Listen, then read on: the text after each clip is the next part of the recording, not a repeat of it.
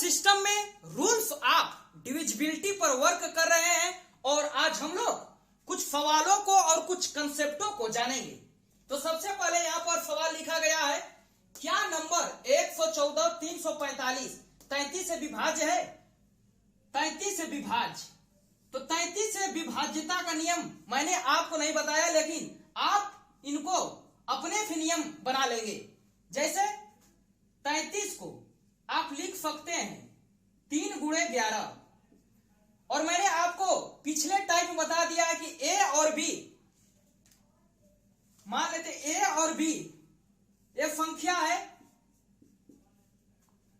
और किसी संख्या को मान लेते हैं, कोई यहां पर संख्या मान लेते हैं, पता नहीं है, ए इसको काट दे रहा है, बी भी इसको काट दे रहा है, तो इसको ए और बी का प्रोडक्ट भी इसको काट देगा, ये मैंने बता दिया है। और ए बी को प्राइम होना चाहिए, को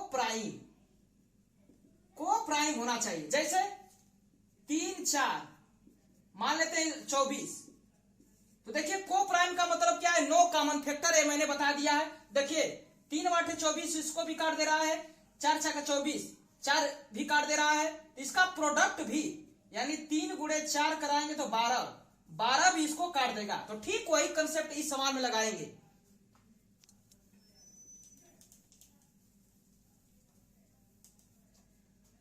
तो नंबर क्या दिया है, 114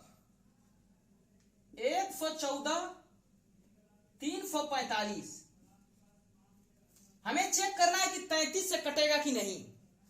तो देखिए 33 को आप लिख सकते हैं, 33 को लिख सकते हैं 3 गुणे 11, यानी ये बता रहा है कि इस पर 3 का भी नियम लागू होना चाहिए और 11 के रूल से भी कटना चाहिए, तभी ये नंबर 33 से कटेगा।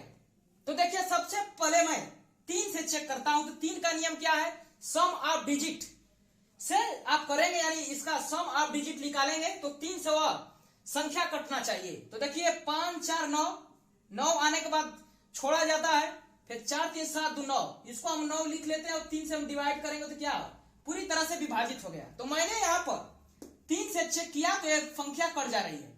अब पुनः हम 11 से चेक करेंगे, तो 11 114 345। तो 11 का नियम मैंने बताया था कि एक एक अंक छोड़कर ऊपर से जोड़ते चले जाइए। तो देखिए 4 1 5 और 5 4 9, अब इसके बाद यहां संख्या नहीं है तो 9 आ गया, और 1 3 4 4 5 9। तो 11 का नियम क्या है, ऊपर भी जोड़ लीजिए नीचे भी जोड़ लीजिए, एक एक डिजिट छोड़कर, और हमें अंतर ले लेना है। ये मैंने आपको बता दिया 11 का रूल। अंतर लेने के बाद 0 या 11 का मल्टीपल होना चाहिए। तो देखिए यहाँ पर 9 - 9 करेंगे तो क्या हो गया, 0। तो देखिए 3 का भी नियम इस पर लागू हो गया, 11 का भी नियम लागू हो गया। तो हमारा यह संख्या क्या है, 33 से विभाज्य, यानी यस। 114 345 33 से विभाज्य है, तो यस यह संख्या 33 से विभाज्य है, मैंने चेक कर। अब यहां पर दूसरा क्वेश्चन लिखा गया है, 3 अंकों की 2 संख्याएं 6p3 तथा 2q5 जोड़ी जाती है तो उत्तर 9 से विभाजित संख्या प्राप्त होती है। तो हमें p प्लस q का मैक्सिमम मान बताना है। 3 अंकों की 2 संख्याएं है क्या, 6p3 और 2q5, इसको जोड़ा जाता है। तो इसको मैं जोड़ देता हूं, 6p3 प्लस 2q5, इसको मैंने शर्तानुसार जोड़ दिया। तो इसको मैं डिजिट सम निकाल देता हूं। तो इसको देखिए हम जोड़ देते हैं, 6 plus p plus 3 plus 2 plus q plus 5। अब हम लोग देखिए 6 3 9, इसको छोड़ देंगे, और 5 2 7, यानी p प्लस q प्लस 7 लिख सकते हैं इसको। अब हमें ऑप्शन में चले आना है कि कौन सा मान रख दें कि उत्तर 9 से विभाजित हो जाए। तो 9 का नियम क्या है, डिजिट सम 9 आना चाहिए। तो देखिए मैं यहां पर 2 रखता हूं, तो 9, यानी 9 आ डिजिट सम। अब पुनः मैं यहां पर देखिए 9 रखूंगा तो 9 8 17, जगह मैं यहाँ पर p प्लस क्यू के जगह मान रखना है। देखिए मैं 9 रखता हूं तो आता है 17। अब इसको मैं डिजिट सम करता हूं तो क्या हो जाता है 8, जो कि क्या है गलत है। एक हमारा यहाँ पर सही चल रहा है। उसके बाद देखिए 11 रखते हैं p प्लस क्यू के जगह, तो 11 प्लस 7 ये आ गया 18। इसका हम डिजिट सम करेंगे तो क्या आ गया 9। तो देखिए यहाँ पर 9 2 बार यहाँ पर आ गया, लेकिन हमें मैक्सिमम मान को देखना है। तो देखिए 2 पर रखे हैं तब भी 9 आ रहा है, लेकिन क्या है मिनिमम मान को बता रहा है। तो हमारा आंसर क्या जाएगा 11 रखने पर मैक्सिमम आ रहा है। तो इसका थर्ड ऑप्शन हमारा सही होगा, यानी 11। p प्लस क्यू का मान अब 11 होगा, यानी मैक्सिमम वैल्यू। 2 रखने के बाद भी 9 आ रहा है, लेकिन वो क्या है मिनिमम वैल्यू है। यहां पर पूछा गया है मैक्सिमम वैल्यू। हम लोग तीसरे क्वेश्चन पर चलते हैं। यदि किसी सम संख्याओं के अंकों का योग 9 से विभाजित हो तो संख्या निम्न में से सर्वदा विभाजित होगी। ए ऑप्शन दिया है 24, बी 12, सी 18, डी 27। तो देखिए मैं इसको तोड़कर कैसे बताता हूं। यदि किसी सम संख्या, यहां पर देखिए सम संख्या, यहां पर दिया है सम संख्या, यानी वह संख्या अवश्य रूप से 2 से विभाजित होगी। तो डिविजिबल बाई 2, डिविजिबल बाई 2। यहां पर सम बोला, यदि किसी सम संख्या बोला है तो यह वह अवश्य 2 से विभाजित होगा। यानी मान लेते हैं 24, तो 2 से कट जा रहा है कि नहीं सम संख्या, तो 2 से अवश्य विभाजित होगा। सम संख्या के अंकों का योग 9 से विभाजित हो, यानी ये भी यहां से कंफर्म हो जाता है कि डिविजिबल बाई 9। इसका कहने का मतलब एक क्वेश्चन का ये हुआ कि एक 2 से भी विभाजित हो रहा है और डिविजिबल बाई 9 से भी, क्योंकि ये 9 से विभाजित होता है तो वो संख्या 9 से जरूर कटेगा। तो देखिए 2 और 9 क्या है को प्राइम है, को प्राइम यानी असभाज्य है। तो इनका प्रोडक्ट भी उस संख्या को काट देगा, यानी 2 गुणे 9 कर देते हैं तो 18। तो देखिए ऑप्शन में हम देखते हैं कि किसका मान 18 आ रहा है, या 36 रहेगा तब भी कट जाएगा। देखिए 24 कटेगा नहीं, 12 नहीं कटेगा, 27 नहीं कटेगा, ये देखिए 18 कट जाएगा इससे। तो इस क्वेश्चन का हमारा आंसर कितना आ गया 18। ये कह रहा है यदि किसी सम संख्या के अंकों का योग 9 से विभाजित हो तो सम संख्या से मतलब क्या हुआ, वह संख्या 2 से भी कट रही है और 9 कह रहा है विभाजित है तो 9 से भी कटेगा, और 2 और 9 क्या है को प्राइम है, तो इनका प्रोडक्ट भी किसी संख्या को काटेगा। तो इसका प्रोडक्ट 18 आया, तो ऑप्शन में 18 है। इस प्रकार हम लोगों ने इसको आसानी पूर्वक लगा दिया। अब हम लोग चौथे क्वेश्चन पर चलते हैं। जैसे यदि n एक धनात्मक पूर्णांक हो जो कि 5 एवं 4 दोनों से विभाजित हो तो n का निश्चित मान हमें बताना है। तो देखिए 5 एवं सॉल्व कर देता है इसको। 5 एवं 4 क्या है को प्राइम है, को प्राइम है, यानी इनका प्रोडक्ट किसी संख्या को जरूर ऑप्शन में से काटेगा। तो देखिए यहां पर इसका 5 गुणे 4 कर देता हूं तो 20 आता है। तो देखिए कहा जा रहा है कि यह एक धनात्मक पूर्णांक हो जो कि 5 एवं 4 दोनों से विभाजित होता है। तो एक नंबर देखिए एक निकल कर यहां पर चला आया, तो n का निश्चित मान होगा। देखिए अब देखिए 20 से तो देखिए ये भी कट रहा है ऑप्शन, और 20 से भी 40 भी कट रहा है, तो हमें निश्चित मान से मतलब है। तो निश्चित मान क्या है इसमें सही होगा 20। कैसे ये मैं आपको बता रहा हूं। जैसे मैं ले लेता हूं 8 से कोई संख्या कटती है, 8 से कोई संख्या कटती है, तो इसका मैं ले लेता हूं। इसमें 2 चीज निकल कर आते हैं, एक 8 का फैक्टर, 8 का फैक्टर और 8 का मल्टीपल। 8 किसी संख्या को काट रहा है तो इसमें 2 चीज निकल कर आती है, देख 8 का फैक्टर और 8 का मल्टीपल। फैक्टर इसका क्या होगा, 1 2 4 8, इसका फैक्टर हो गया। और मल्टीपल क्या होगा, ये 8 का पहाड़ा हो जाता है मल्टीपल, 16 24 32, ये मल्टीपल हो गया। यानी 8 किसी संख्या को काट रहा है, 8 किसी संख्या को काट रहा है, तो ये गारंटी है कि वह संख्या 8 के फैक्टर से भी कटेगी। मैं कह रहा हूं 8 किसी संख्या को काट रहा है तो 8 का फैक्टर भी उस संख्या को काट देगा। लेकिन एक गारंटी नहीं है कि 8 का संख्या जो किसी संख्या को मान लीजिए काट रहा है तो उसका मल्टीपल, एक गारंटी नहीं है, काटेगा भी नहीं भी काट सकता है। जैसे मैंने 8 का मल्टीपल लिखा हूं यहां पर, 8 16 24 32, मैं 8 का एक मल्टीपल ले लेता हूं यहां 64, तो यहां पर आप देखिए 8 तो ये काट दे रहा है, 8 से 64 कट जाएगा, 8 से 64 कट जाएगा, 16 से भी 64 कट जाएगा, लेकिन ये 24 है जो मल्टीपल लिखा गया 8 का, एक कटेगा, 64 नहीं कटेगा।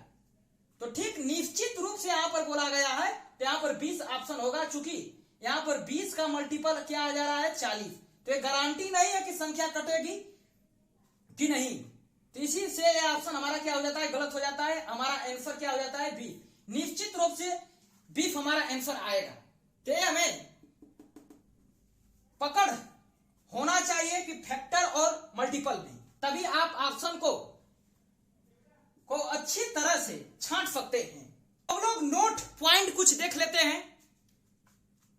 यदि किसी संख्या के सभी अंक समान हो, यदि किसी संख्या के सभी अंक समान हो तथा अंकों की संख्या 3 का गुणज हो, तो वह संख्या 3 और 37 से अवश्य कटेगी। तो यहां पर देखिए अंकों की संख्या जैसे क्या है, समान है, और 3 के मल्टीपल पे लिखा गया है। यहां पर देखिए अंकों की संख्या क्या है, समान है, और 3 के मल्टीपल यानी देखिए 6 बार आया है, तो इसको लिख सकते हैं 2 गुणे 3, ये मल्टीपल बता रहा है। तो यही मैं यहां पर लिखा हूं, यदि संख्या के सभी अंक समान हो तथा अंकों की संख्या 3 का गुणज हो, तो वह संख्या 3 और 37 से अवश्य कटेगी। तो मैं इसका कंसेप्ट भी बता देता हूं। ये तो लोग लिखवा देते हैं बस कि आप याद कर लीजिए, लेकिन आप कैसे कटेगा ये आप देखिए। कंसेप्ट देखिए, 66 को आप लिख सकते हैं 6 गुणे 111 लिख सकते हैं। 66 को मैंने 6 गुणे 1 लिख दिया, तभी कोई मान में फर्क नहीं पड़ेगा।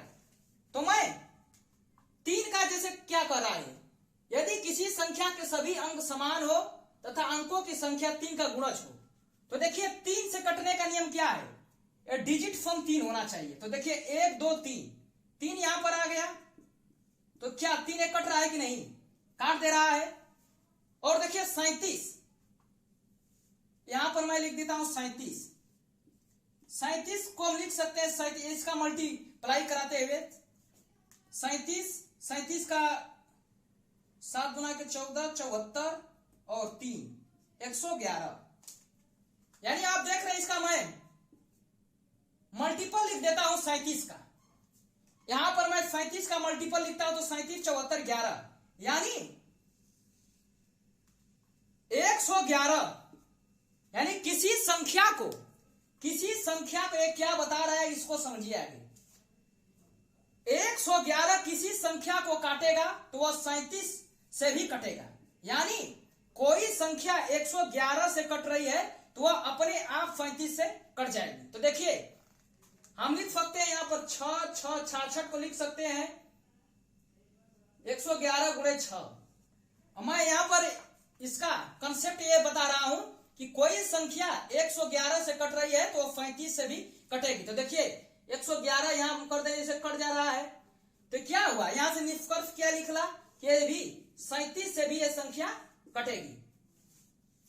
ठीक उसी प्रकार देखिए मल्टीपल में आ रहा है, यानी 1 2 3 4 5 6 बार आया, 7 बार आता तो नियम नहीं लागू होता, यह हमें मल्टीपल में आना चाहिए। तो देखिए 4 को भी आप लिख सकते हैं, ये आपको दिया है 6 बार, तो इसको लिख सकते हैं 4 गुणे दो दो चार दो छह, तो देखिए 111 से हम डिवाइड कर देते हैं तो भी देखिए ये कट जाएगा इधर से, तो यानी 111 से डिवाइड है तो क्या है 37 से भी डिवाइड होगा, और जब 37 से डिवाइड होगा तो क्या होगा ये 3 से भी वो संख्या पूरी तरह से कट जाएगी। अगला नोट है, यदि संख्या के अंक समान हो तथा 6 का गुणज हो तो वह संख्या 3, 7, 11, 13, 37 से अवश्य कट जाएगी। जैसे 6 का गुणज होना चाहिए, तो देखिए और संख्या क्या होना चाहिए समान, तो इसको 6 बार लिख लेते हैं 2 को। ये क्या है, ये 6 का गुणज के रूप में है और संख्या क्या है यहां पर समान है, तो यह संख्या 3 से भी कटेगा, 7 से भी कटेगा, 11 से भी कटेगा, 13 से भी कटेगा और 37 से भी कटेगा। ठीक उसी प्रकार 8,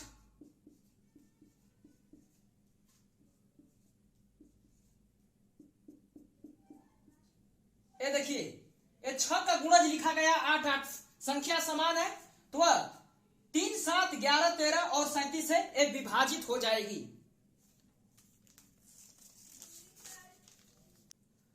अब हम लोग अगले नोट की बात करते हैं। यहां पर लिखा गया है, यदि किसी 3 अंकों की संख्या को, यदि किसी 3 अंकों की संख्या को 2 बार लिखकर 6 अंकों की संख्या बनाई जाती है तो वह संख्या 7, 11, 13 से अवश्य कटेगा, यानी वह संख्या 7, 11, 13 से डिविजिबल हो जाएगा। जैसे मैं लेता हूं एक नंबर 40, मैं एक नंबर ले लेता हूं 40 और हमें 5 में इसको डिवाइड करता हूं तो 5 और 8 40, एक कट गया। तो यहां पर आप देख रहे हैं कि 40 5 से भी विभाजित हो जा रहा है और 8 से भी विभाजित हो जा रहा है। ठीक उसी प्रकार 84 में लेता हूं तो 12 फते 84, ये 7 से भी कट जा रहा है और 12 से भी कट जा रहा है। तो देखिए यदि किसी 3 अंकों की संख्या को 2 बार लिखकर 6 अंकों की संख्या बनाई जाती है तो वह संख्या 7, 11, 13 से अवश्य रूप से कटेगी। जैसे मैं एक संख्या ले लेता हूं 313,